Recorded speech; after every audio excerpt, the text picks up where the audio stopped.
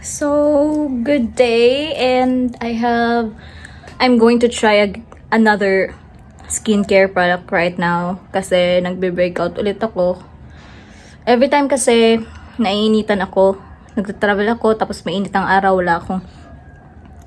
hindi ako nagpapayong, ganun. Yung nag-adventure tayo, nagta-travel, mga ATV, pumunta kasi ako ng Singapore, and then travel local, and then basta yung mga gala-gala na kahit saan. Yun, napakainit at tumitim ako at nagka-pimples ako ulit. Yan. So, my friend recommended me another skincare set, and let's try it now. Samahan niyo ko sa journey ko at kung ano ang effect niya sa akin, and I hope umepekto siya sa akin at mag-fit or humiyang siya sa akin para naman happy-happy tayong lahat. Okay? So, sa mga gustong mag-try ng skincare product na to, watch this video. So, unbox muna natin siya. So, this is the skincare product na sinuggest ng friend ko. Ito ang Skin Perfection. And grabe talaga, ang kinis-kinis niya, be. Hindi siya naglalagay ng foundation, kahit anong makeup, blush on lang siguro at lipstick, and goods na siya. Ganda ng mukha niya at ang kinis niya. Sabi niya, ito lang talaga yung ginagamit niya. So, ito rin yung pang maintenance niya. So, I hope it works on me. And I'm going to try it now. Now na. So, this is it. Pansit. So, check natin kung anong laman niya.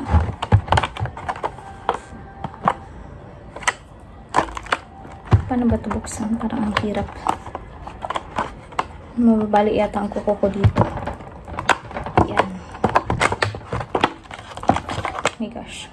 I hope humiyang siya sa akin kasi grabe na talaga. Grabe na talaga. So, yung pimples natin. Ito siya. Kojic soap. Sana hindi rito fake yung nabili ko. And itong rejuvenating toner. And rejuvenating cream. Rejuve ata ito. So, sabi ng friend ko, sa first week na nagamit mo, magpipiling daw yung mukha mo. Kasi yung mga dead skins natatanggal. So, let's bear with it na magpiling tayo. And then, meron din siyang BB cream SPF 30. Para siyang sunscreen.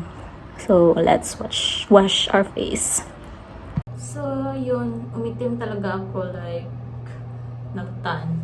And this is the soap. Skin Perfection. Try natin. So, ang natin.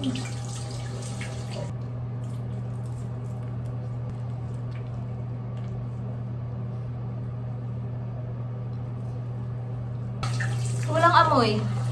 Bet ko to. Walang masyadong amoy ang sabon na. So, hello. I'm gonna use this one. The rejuvenating toner. I've already washed my face with this soap.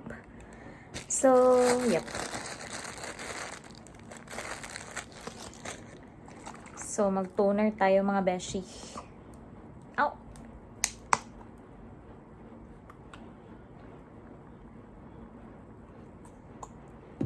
So, ganito siya.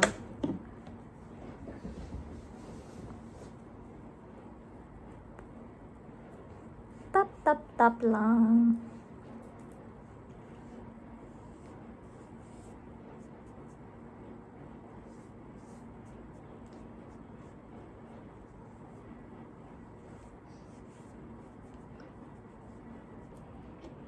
Okay. So, basahin natin yung nasa ingredients niya. Aqua, ethyl alcohol, aloe, retinol, glycerin, ascorbic acid, iodopropyl lang. Hindi ko na mabasa, Dashi. Basta yun. And then, let's try the rejuvenating cream. Ito. So, yeah. Let's try this one. Yung isa pang umaga yung sunscreen kasi yun. Ito, cream lang. So, So, lagyan din natin ng konti yung mukha natin. Apply an ample amount. Use this once a day before bedtime for only 1 month. Okay, for 1 month. Okay, apply lang, Dash. Baka umepekto. Either umepekto or mag-breakout. Tingnan natin.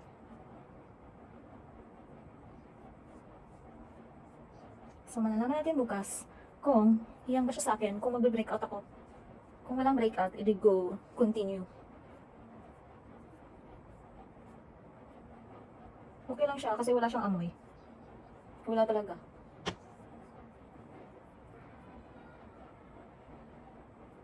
Ayun.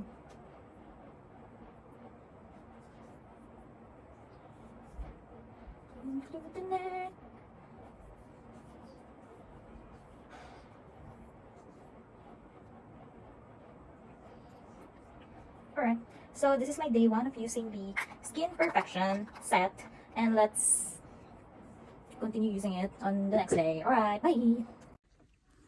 Naalala ko tuloy yung passion ko. Gusto ko tuloy mag-paint. I am looking for a full-time job right now at bakante pa ako. Marami akong oras. So, siguro pupunta ako ng mall at bibila ako ng canvas. Magpe-painting ako.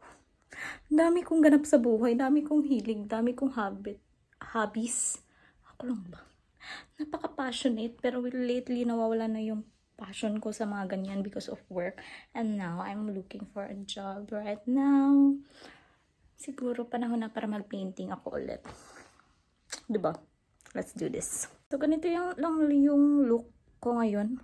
Wala ko ibang nilagay na mga product sa mukha ko. So, diba? Okay din yung sunscreen nila. Pwede na siyang pang everyday gala look. Lip tint lang. Wala nga akong suklay-suklay na ito eh. Hello, so day 3 ko na tong ginagamit tong Skin Perfection, and ito na yung result ng ko. Yung pimple ko, nagda-dry na siya. Hindi siya katulad ng iba kong pimples ng mga nakaraang months na dumadami siya or kumakalat at lumalaki at parang hindi na siya nagda-dry. Ito nagda-dry talaga siya on the 3rd day that I'm using Skin Perfection.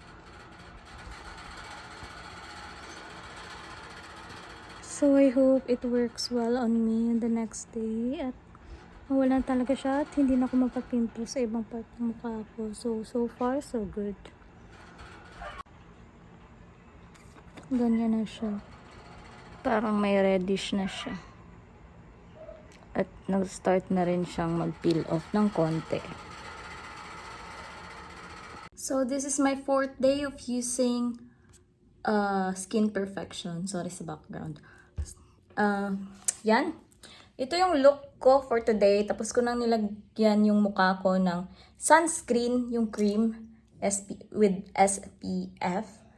At wala akong ginawang nilagay na foundation or anything. Naglagay lang ako ng tint dito, lipstick, eyeliner, and tint. Hindi ako naglagay ng mga foundation or any kind or kahit anong ibang skincare. So, ganito yung look ko. At least, unti-unti nang nawawala itong 2 pimple marks. Yan. Diba? Meron pang mga pimples dito sa noo ko. But, yeah. Hindi muna ako maglalagay ng kahit anong products. Mga foundation, creams, or any other skincare aside sa Skin Perfection. So, ito yung look ko. Hindi siya masyadong strong.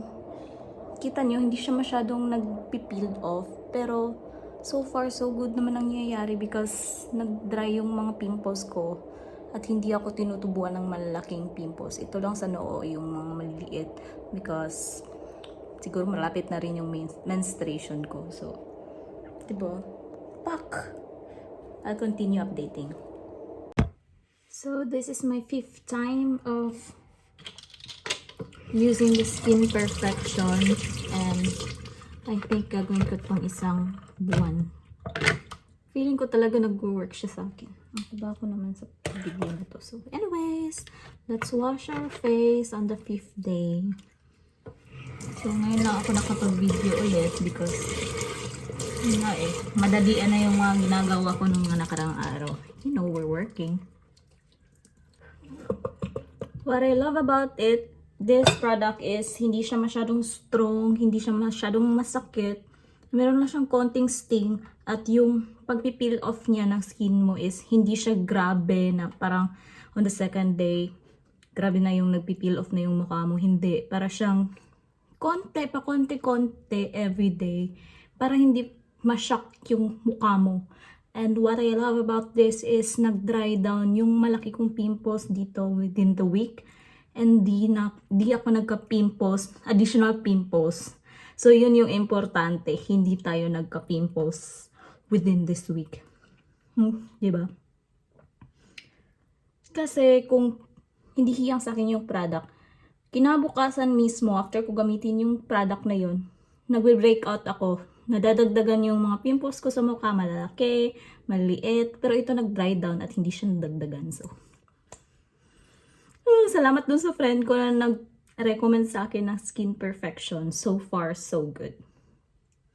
And let's see how things go after a month of using this. Of course, I'll document it para makita nyo at para ma-assess nyo sa sarili nyo if gusto nyo bang itry itong product na to or skip. So yeah, keep watching if you want to be with me in this journey.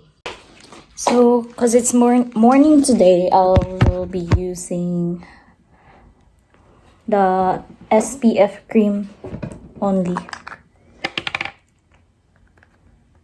So, hindi tayo gagamit ng toner. Sa gabi lang yun.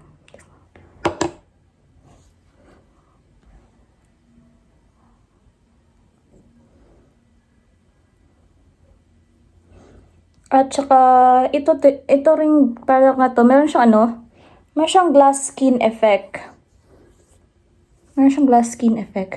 Ayun, nararamdaman ko nang meron na talaga siyang sting sa skin ko because, you know, pang 5 araw ko na itong ginagamit. So, may effect na yung rejuvenating features niya na mahapde. Pero laban lang, girl. Kailangan nating mag-glow up. Malapit na yung Christmas. Maraming ganap na mangyayari. So, glow up tayo. Balik alindog program tayo. Sa kakagala natin, umitim tayo at nagka-pimple. So, yeah. Laban, Japan. Yeah. Yun lang yung skincare ko for today. Wala nang iba. Hindi na tayo gagamit ng mga complicated na mga bagay-bagay for this duration of time. Kasi nagkaka-pimples ako pag maraming product na ginagamit. Lip tint lang.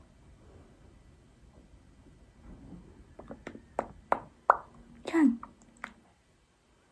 At saka don't forget to, hindi ko na-videohan kanina, pero naglagay ako ng lip balm or moisturizer sa lips ko. Pag gagamit kayo ng mga any rejuvenating products or kahit anong products na medyo strong or hindi siya mild or even though mild or kahit anong products, pag nagwa-wash kayo ng face nyo, make sure maglagay kayo ng lip balm, lip treatment para hindi yung skin nyo, yung lips nyo mag-crack or mag-dry. Hindi siya included doon sa pag-rejuvenate. Okay lang na siguro i-rejuvenate yung lips, pero wag lang yung harsh way. Kasi sensitive ako. Yung lips ko dito sa may gilid, para rin siyang nagka-crack or nagsusugat-sugat. So, nilalagyan ko siya ng moisturizer, lip balm, or anything na hindi siya makakapag-dry. Alright. Day 6. Yan, ito na yung nangyayari sa mukha ko, guys. Grabe na yung peeling. More on dito sa baba. Kaso, nagka-pimple ako dito. Isa lang. At ito yung umitim yung dark. Umitim yung malaking pimples ko this week. Pero dry na siya. Pero in fairness, hindi siya mahapde. Hindi siya feeling sunburn or nilalagnat. Because merong rejuve akong na-try before na para akong nilalagnat sa hapde ng mukha ko. So far, hindi naman siyang hapde. Yun lang, nagpipil na siya.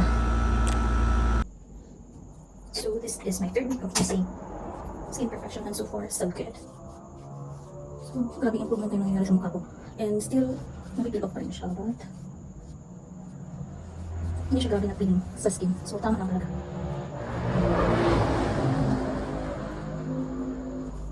Yan.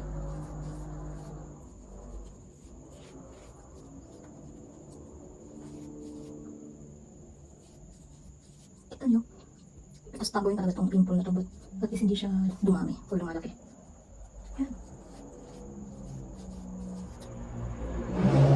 Kalahimik dito. And the cream.